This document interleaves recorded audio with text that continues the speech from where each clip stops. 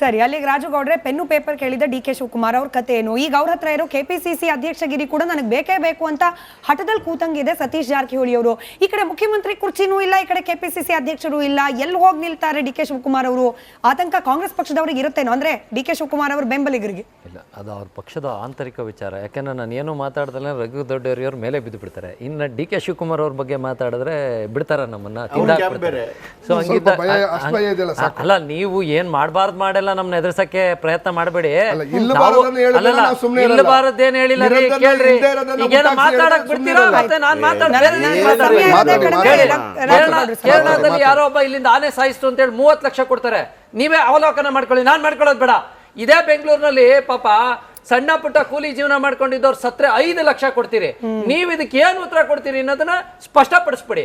ನೀವು ಈ ದೇಶದ ನಾಗರಿಕನಾಗಿ, ಈ ರಾಜ್ಯದ ಒಬ್ಬ ಪ್ರಜೆಯಾಗಿ ಇದು ಮಾಡಿದ್ದು ತಾರತಮ್ಯನ ಅಲ್ವಾ ಅಂತ ಒಪ್ಕೊಂಬಿಡಿ. ನೀವು ತಾರತಮ್ಯ ಅಲ್ಲ ಅಂದ್ರೆ ನನ್ನ ಜೀವನದಲ್ಲಿ ರಾಜಕೀಯ ಜೀವನ ಬಿಟ್ಬಿಡ್ತೀನಿ. ನೀವು ಬಿಡಕ್ ತಯಾರಿದ್ದೀರಿ? ಇದೀರಿ? ಸಮರ್ಥಿಸ್ಕೋಬೇಕು. ನಾನು ಹೇಳ್ತೀನಿ ಕೇಳಿ, ಸಮರ್ಥಿಸ್ಕೊಳ್ಳಿ. ಒಬ್ಬ ರಾಜಕೀಯ ವ್ಯಕ್ತಿಯಾಗಿ ಪಕ್ಷಗಳನ್ನ ಸಮರ್ಥಿಸ್ಕೋಬೇಕು, ಒಪ್ಕೊಂತೀನಿ. ಅದ್ರ ಬಗ್ಗೆ 2 ಮಾತಿಲ್ಲ. ಆದ್ರೆ ಮೊದಲು ಮಾನವೀಯತೆ ಬಗ್ಗೆ ನಾವು ಯೋಚನೆ ಮಾಡ್ಬೇಕು. ಯಾಕೆಂದ್ರೆ ಈ ಮಣ್ಣಲ್ಲಿ ನಾನು ಜ್ಞಾಪಿಸ್ಕೊಂಡಿರೋದಕ್ಕೆ ಈ ವಿಚಾರ ಮುಂದೆ ಇಟ್ಟಿದ್ದೀನಿ. ಈ ಮುಟ್ಟಿದ್ದೀನಿ ನಿಮ್ಮ ಮುಂದೆ. ತಮಿಳುನಾಡು, ಆಂಧ್ರ ಪ್ರದೇಶ, ಉತ್ತರ ಮಾತಾಡ್ತಿರಿ ಅಲ್ಲ ರೀ? ಇಮಾಮ್ ಸ್ವಾಮಿಗೂ ಗೋಕುಲಾಷ್ಟಮಿಗೂ ಏನ್ರಿ ಸಂಬಂಧ? ನಾವು ಕರ್ನಾಟಕದ ವಿಚಾರ ಮಾತಾಡಿದ್ರೆ ಆಂಧ್ರ ತಮಿಳ್ನಾಡು ಕರ್ಕೊಂಡು ಹೋಗ್ತಿರಲ್ರಿ. ಎದುರುಗಡೆ ಇರೋದು ನಿಮ್ ಕೈಲಿ ಮಾಡಕ್ ಅದಕ್ಕೆ ಹೇಳ್ತಾ ಇರೋದು, ನಿಮ್ ಕೈಲಿ ಆಗದ್ ನೀವ್ ಮಾಡಿ ಸ್ವಾಮಿ. ನಿಮ್ ಕೈಲಿ ಆಗದೆ ಇರೋದನ್ನ ನೀವ್ ಯಾಕೆ ಮಾತಾಡ್ತೀರಿ? ಈಗ ನಾವು ಈ ರಾಜ್ಯದ ಜನತೆ ಕೇಳ್ತಾ ಇದೀವಿ, ನಿಮ್ಮನ್ನ ಕೇಳೋ ಹಕ್ಕಿಲ್ವಾ? ಆಂಧ್ರಾಗ ಹೋಗಿ ಕೇಳಿ ಅಂದ್ರೆ ಹಂಗಾರೆ ನಾವು ವೋಟರ್ಸ್ ಅಲ್ಲೇನ್ರಿ ಇಲ್ಲಿಯವರು? ನೋಡಿ, ಈಗ ನಿಮ್ ಸರ್ಕಾರ ಇದ್ದಾಗ ಆಯ್ತು ಸ್ವಾಮಿ, ನಾವು ಸರ್ಕಾರ ಸರಿಯಾಗಿ ಮಾಡಿಲ್ಲ, ಬಿಜೆಪಿ ಸರ್ಕಾರ ಸರಿಯಾಗಿ ಮಾಡಿಲ್ಲ ಅಂತ ನಿಮಗ್ ಕೊಟ್ಟವ್ರೆ. ಜನ ಪಾಪ ಊದಕ್ ಕೊಟ್ಬಿಟ್ಟು ಬಾರ್ಸತ್ತಂದ್ರು ಅನ್ನೋ ಪರಿಸ್ಥಿತಿಗೆ ಯಾಕೆ ತಂದು ನಿಲ್ಲಿಸ್ತೀರಿ? ಈಗಾರು ಸರಿಯಾಗಿ ಕೆಲಸ ಮಾಡ್ರಿ. ನಿಮ್ಗೆ 400 ಇದ್ದವ್ರು ನಾನು 40 ಇಳಿಸಿದ್ರು ಬುದ್ಧಿ ಕಲಿಲ್ಲ ಅಂದ್ರೆ ಇನ್ನೇನ್ರಿ? ಜನಾಭಿಪ್ರಾಯನೇ ಹೇಳ್ತಾ ಇದಾರೆ. ಈಗ ಒಬ್ಬ ಪತ್ರಕರ್ತರು, ಹಿರಿಯ ಪತ್ರಕರ್ತರು ಹೇಳಿದ್ರು, ಹಲ್ಲು ಕಿತ್ತ ಹಾವಿನಂತಾಗಿದೆ ಕಾಂಗ್ರೆಸ್ ಹೈಕಮಾಂಡ್ ಅನ್ನ ಸ್ಪಷ್ಟವಾಗಿ ಹೇಳಿದ್ರು. ಅದು ನಾವ್ ಹೇಳ್ಕೊಟ್ಟಿದ್ದಲ್ಲ, ಅವ್ರು ಯಾರು ಅಲ್ಲ, ನಾವ್ ಹೇಳ್ಕೊಟ್ಟಿದ್ದಲ್ಲ. ಪಾಪ ಸಿದ್ದರಾಮಯ್ಯ ಅವ್ರನ್ನ ಅಳ್ಳಾಡ್ಸಕ್ಕೆ ಅವ್ರ ಕೈಲೂ ಆಗಲ್ಲ ಅನ್ನೋದನ್ನ ದಾವಣಗೆರೆ ಎಲೆಕ್ಷನ್ ಅಲ್ಲಿ ತಮ್ಮ ಶಿಷ್ಯನ ಮುಖಾಂತರ ಅವರು ಅಲ್ಲೂ ಪ್ರೂವ್ ಮಾಡಿದ್ರು, ಈಗ ಮತ್ತೊಮ್ಮೆ ಪ್ರೂವ್ ಮಾಡ್ತಾ ಇದ್ದಾರೆ. ಪಾಪ ಡಿ ಕೆ ಶಿವಕುಮಾರ್ ಅವ್ರು ಮುಖ್ಯಮಂತ್ರಿ ಆಗ್ಲಿ ಅಂತ ಒಕ್ಕಲಿಗ ಜನಾಂಗ ಒತ್ತಾಸೆ ಇಟ್ಕೊಂಡಿತ್ತು. ಇನ್ನ ಜೀವನದಲ್ಲಿ ಪಾಪ ಅವ್ರ ಹಣೆಲು ಸಿಎಂ ಗಾದಿ ಬರ್ದಿಲ್ಲ ಅನ್ನೋದನ್ನ ಪಾಪ ಅವರೇ ಸ್ಪಷ್ಟಪಡಿಸ್ತಾ ಇದ್ದಾರೆ ಕಾಂಗ್ರೆಸ್ನವರು. ಹಿಂಗ್ ಉಲ್ಟಾ ಪಲ್ಟಾ ಮಾತಾಡಿ ಜನ ಏನ ಕೇಳಿದ್ರೆ ತಮಿಳ್ನಾಡಿಗೆ ಹೋಗಿ ಆಂಧ್ರಕ್ಕೆ ಹೋಗಿದ್ರೆ ಇನ್ ನೆಕ್ಸ್ಟ್ ವೋಟ್ ಹಾಕಕ್ ಮನ್ಸು ಬರ್ತದೆ ಈ ನಾಡಿನ ಜನತೆಗೆ. ರಾಜುಗೌಡ 10 ಸೆಕೆಂಡ್ ಅಲ್ಲಿ ಮುಗಿಸ್ಲಿ, ಅದನ್ನ ಬಿಜೆಪಿ ಅವರಿಗೆ ಹಾಗೆ ಕಾಂಗ್ರೆಸ್ನವರಿಗೆ ಈ ಪ್ರಶ್ನೆ ಕೇಳುವ ಮೂಲಕನೇ ನಾವು ಈ ಡಿಬೇಟ್ ಅನ್ನು ಮುಗಿಸಬಹುದು. ಬಹುಶಃ ಜನರ ಅಭಿಪ್ರಾಯದ ಪ್ರಶ್ನೆಯನ್ನ ನಾನು ಉತ್ತರವಾಗಿ ಬಯಸ್ತೀನಿ. ರಾಜುಗೌಡ 10 ಸೆಕೆಂಡ್ ಮುಗಿಸಿವೆ. ಇಲ್ಲ, ನಾನು ಅದನ್ನೇ ಹೇಳ್ತಾ ಇರೋದು. ಪಾಪ ಡಿ ಕೆ ಶಿವಕುಮಾರ್ ಅವ್ರು ಏನೋ ಕನ್ಸಿಟ್ಕೊಂಡು KPCC ಅಧ್ಯಕ್ಷರಾಗಿ ಬಂದು ಏನೋ ಒಂದು ಅಧಿಕಾರ ಪಾಪ ಕೇಳಿದ್ರು, ಒಕ್ಕಲಿಗ ಜನಾಂಗನೂ ಅವ್ರಿಗೆ ಸಹಕರಿಸ್ತು. ಆದ್ರೆ ಒಕ್ಕಲಿಗ ಜನಾಂಗಕ್ಕೆ ಕಾಂಗ್ರೆಸ್ ಪಕ್ಷದಿಂದ ಇಂಥ ಮೋಸ ಆಗುತ್ತೆ ಅಂತ ಗೊತ್ತಾದ್ರೆ ಮುಂದಿನ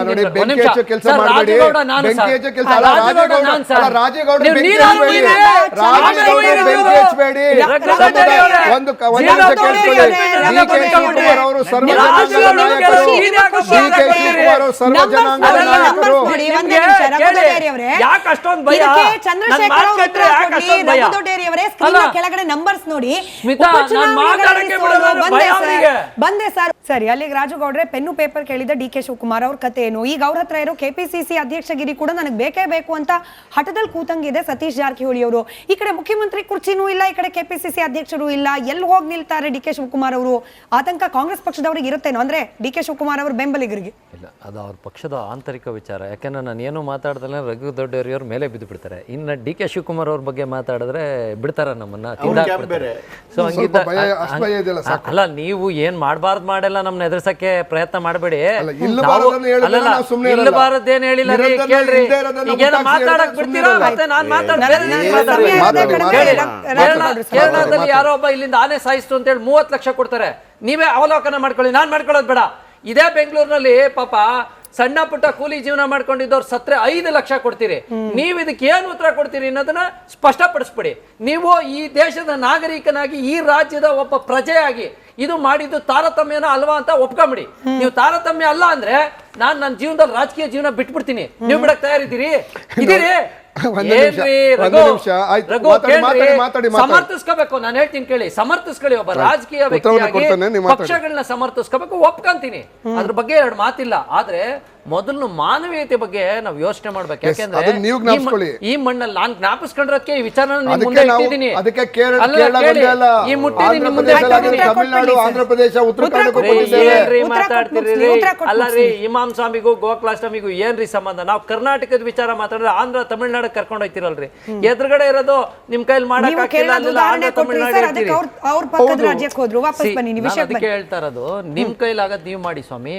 ನಿಮ್ ಕೈಲಿ ಆಗದೆ ಇರೋದನ್ನ ನೀವ್ ಯಾಕೆ ಮಾತಾಡ್ತೀರಿ? ಈಗ ನಾವು ಈ ರಾಜ್ಯದ ಜನತೆ ಕೇಳ್ತಾ ಇದೀವಿ, ನಿಮ್ಮನ್ನ ಕೇಳೋ ಹಕ್ಕಿಲ್ವಾ? ಆಂಧ್ರಾಗ ಹೋಗಿ ಕೇಳಿ ಅಂದ್ರೆ ಹಂಗಾರೆ ನಾವು ವೋಟರ್ಸ್ ಅಲ್ಲೇನ್ರಿ ಇಲ್ಲಿಯವರು? ಆಂಧ್ರಾಗ ಹೋಗಿ ಕೇಳಿಲ್ಲ.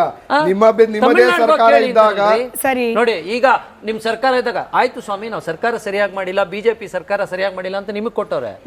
ಜನ ಪಾಪ ಊದಕ್ ಕೊಟ್ಬಿಟ್ಟು ಬಾರ್ಸತ್ತಂದ್ರು ಅನ್ನೋ ಪರಿಸ್ಥಿತಿಗೆ ಯಾಕೆ ತಂದು ನಿಲ್ಲಿಸ್ತೀರಿ? ಈಗಾರು ಸರಿಯಾಗಿ ಕೆಲಸ ಮಾಡ್ರಿ. ನಿಮ್ಗೆ 400 ಇದ್ದವ್ರು ನಾನು 40 ಇಳಿಸಿದ್ರು ಬುದ್ಧಿ ಕಲಿಲ್ಲ ಅಂದ್ರೆ ಇನ್ನೇನ್ರಿ? ಜನಾಭಿಪ್ರಾಯನೇ ಹೇಳ್ತಾ ಇದಾರೆ. ಈಗ ಒಬ್ಬ ಪತ್ರಕರ್ತರು, ಹಿರಿಯ ಪತ್ರಕರ್ತರು ಹೇಳಿದ್ರು, ಹಲ್ಲು ಕಿತ್ತ ಹಾವಿನಂತಾಗಿದೆ ಕಾಂಗ್ರೆಸ್ ಹೈಕಮಾಂಡ್ ನನ್ನ ಸ್ಪಷ್ಟವಾಗಿ ಹೇಳಿದ್ರು. ಅದು ನಾವ್ ಹೇಳ್ಕೊಟ್ಟಿದ್ದಲ್ಲ, ಅವ್ರು ಯಾರು ಅಲ್ಲ, ನಾವ್ ಹೇಳ್ಕೊಟ್ಟಿದ್ದಲ್ಲ. ಪಾಪ ಸಿದ್ದರಾಮಯ್ಯ ಅವ್ರನ್ನ ಅಳ್ಳಾಡ್ಸಕ್ಕೆ ಅವ್ರ ಕೈಲೂ ಆಗಲ್ಲ ಅನ್ನೋದನ್ನ ದಾವಣಗೆರೆ ಎಲೆಕ್ಷನ್ ಅಲ್ಲಿ ತಮ್ಮ ಶಿಷ್ಯನ ಮುಖಾಂತರ ಅವರು ಅಲ್ಲೂ ಪ್ರೂವ್ ಮಾಡಿದ್ರು, ಈಗ ಮತ್ತೊಮ್ಮೆ ಪ್ರೂವ್ ಮಾಡ್ತಾ ಇದ್ದಾರೆ. ಪಾಪ ಡಿ.ಕೆ. ಶಿವಕುಮಾರ್ ಅವರು ಮುಖ್ಯಮಂತ್ರಿ ಆಗ್ಲಿ ಅಂತ ಒಕ್ಕಲಿಗ ಜನಾಂಗ ಒತ್ತಾಸೆ ಇಟ್ಕೊಂಡಿತ್ತು. ಇನ್ನ ಜೀವನದಲ್ಲಿ ಪಾಪ ಅವ್ರ ಹಣೆಲು ಸಿಎಂ ಗಾದಿ ಬರ್ದಿಲ್ಲ ಅನ್ನೋದನ್ನ ಪಾಪ ಅವರೇ ಸ್ಪಷ್ಟಪಡಿಸ್ತಾ ಇದ್ದಾರೆ ಕಾಂಗ್ರೆಸ್ನವರು. ಹಿಂಗ್ ಉಲ್ಟಾ ಪಲ್ಟಾ ಮಾತಾಡಿ ಜನ ಏನ ಕೇಳಿದ್ರೆ ತಮಿಳ್ನಾಡು ಹೋಗಿ ಆಂಧ್ರಾಗ್ ಹೋಗಿದ್ರೆ ಇನ್ ನೆಕ್ಸ್ಟ್ ನಾವು ವೋಟ್ ಹಾಕಕ್ ಮನ್ಸು ಬರ್ತದೆ ಈ ನಾಡಿನ ಜನತೆಗೆ.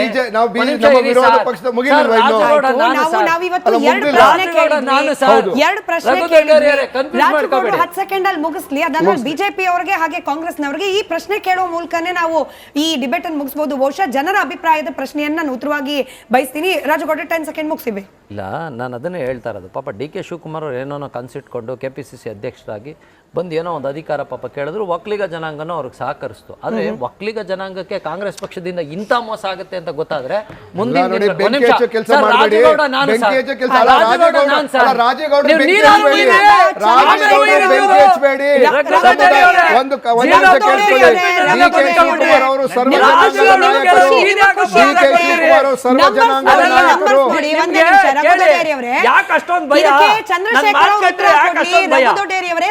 ಕೆಳಗಡೆ ನಂಬರ್ಸ್ ನೋಡಿ.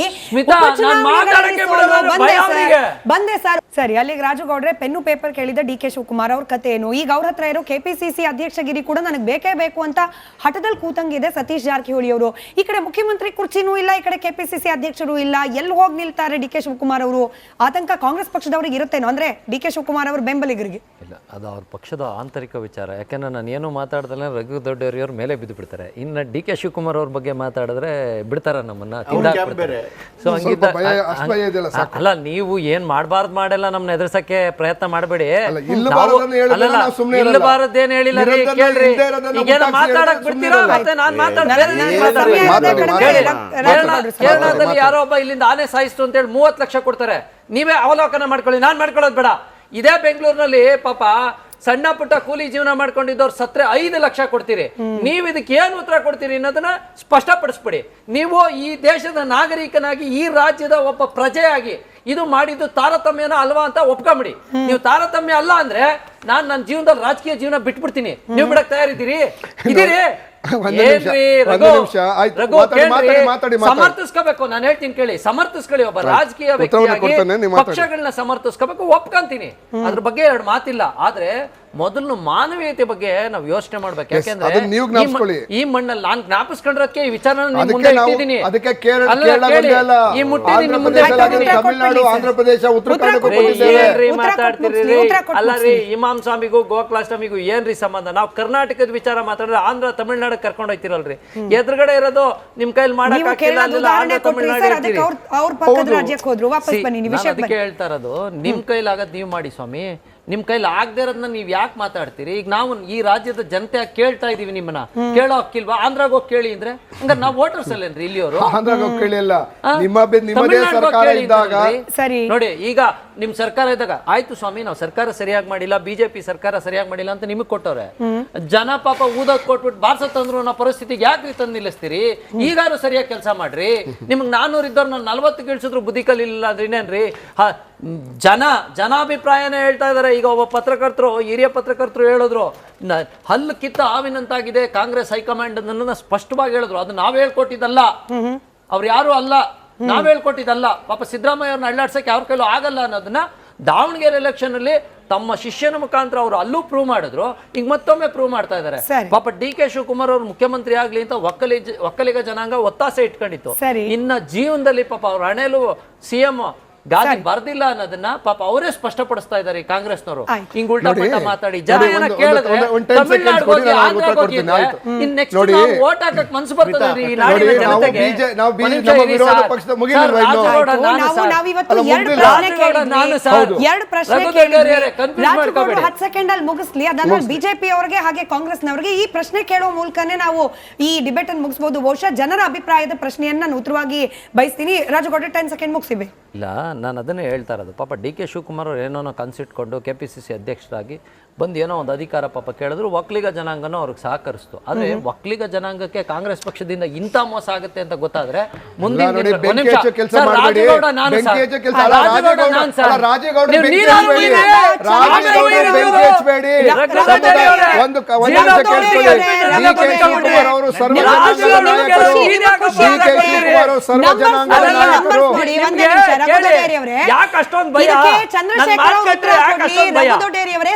ಕೆಳಗಡೆ ನಂಬರ್ಸ್ ನೋಡಿ. ಸ್ಮಿತಾ, ನಾನು ಮಾತಾಡಕ್ಕೆ ಬಿಡಲ್ಲ, ಭಯ ಅವರಿಗೆ. ಬಂದೆ ಸರ್.